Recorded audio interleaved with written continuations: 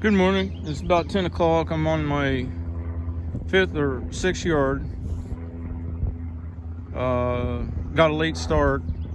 I had a split in the route that had to get resolved. So I had a couple customers. I had to let them know that they could not have their preference as to morning or afternoon day. I could strictly by the day. Once again, I keep having to educate the customers that I cannot do that, because either I would have had to get up at 5 a.m. to start this route to make it back for the 2 yards on.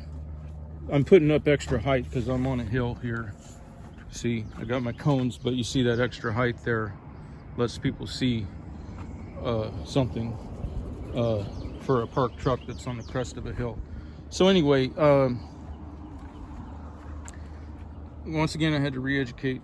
But a lot of the lawns I'm doing this morning are blowing out the leaves and away from the house. That's why I got the backpack blower. And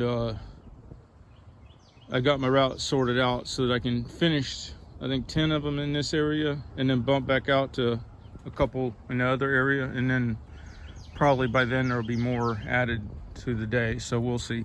All right, I got to get busy. Have a good one.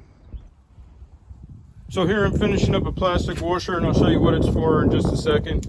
I use the same materials what I use to make my deck skins for protecting my decks from sandblasting. It's a polycarbonate material they sell at the airboat shops. Well, I buy it at the airboat shops because that's where you get the cutoffs. So that's the overall thing of it. And then, but you see, when you use the hole saw, I'm making a plastic washer. When you use the hole saw, it comes out furry. So let me dress this up a bit. You see how the rough end has got, hanging. But the flap wheel on the grinder takes care of it real quick.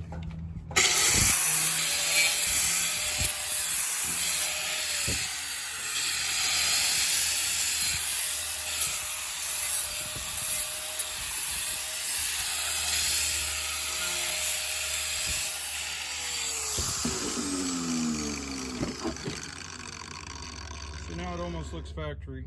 Okay, that's a good material to keep on hand. A little bit of scrap of that makes some nice washers.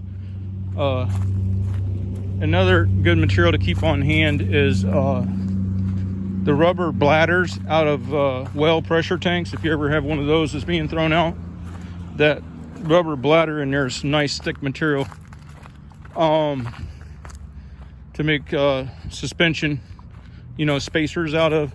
And then also another good material is if you got one of the old discharge chutes off of the mowers, that's like this rubber composite material, because it kind of compresses a little bit, but it's not overly soft.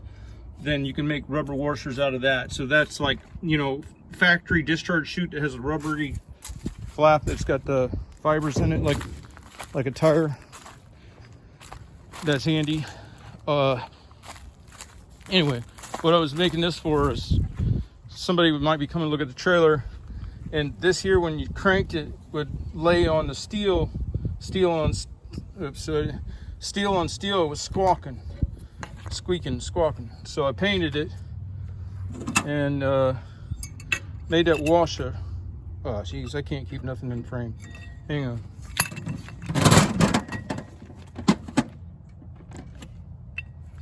So I painted it and made that washer, and I'm pretty sure that's going to be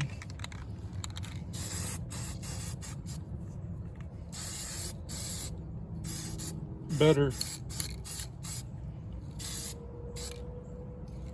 than steel on steel. So let me see.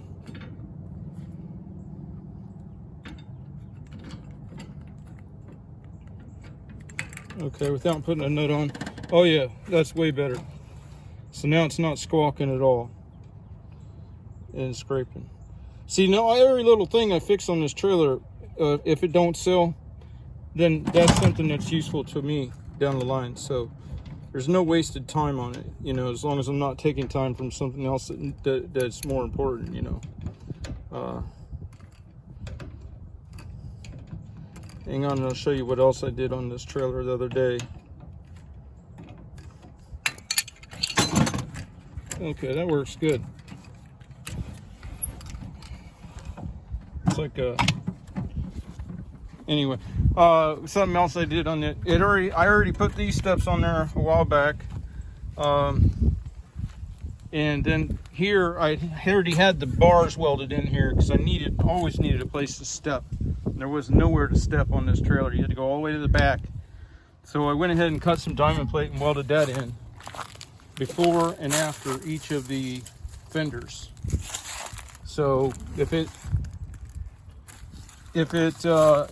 comes back into my arsenal for use, then then those things will be handy.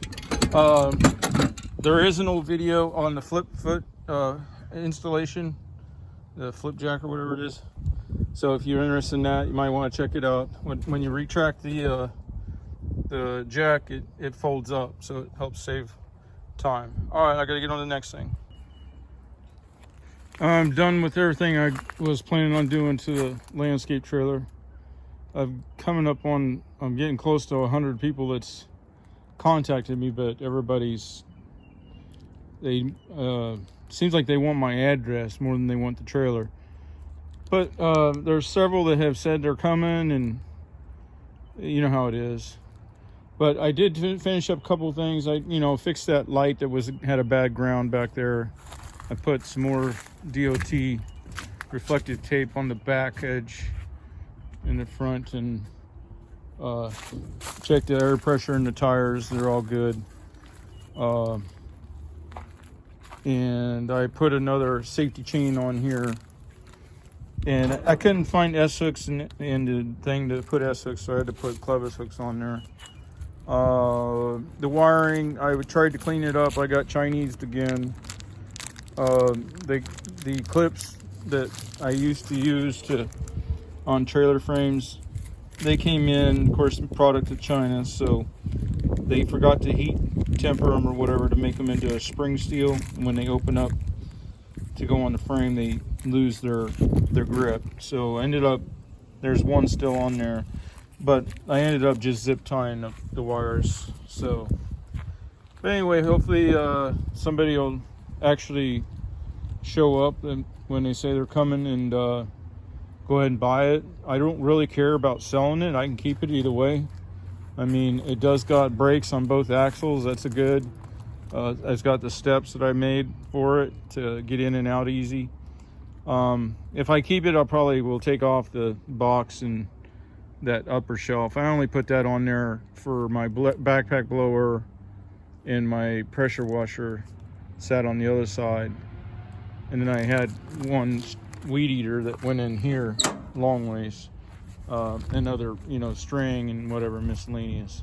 And then I also had a big tall uprights for my arborist ladder to hang it on the side there.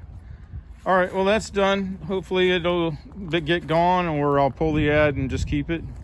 But either one way or another, I'm not gonna keep dealing with all the constant inquiries. All right, I'm gonna get on to something else. You have a good day.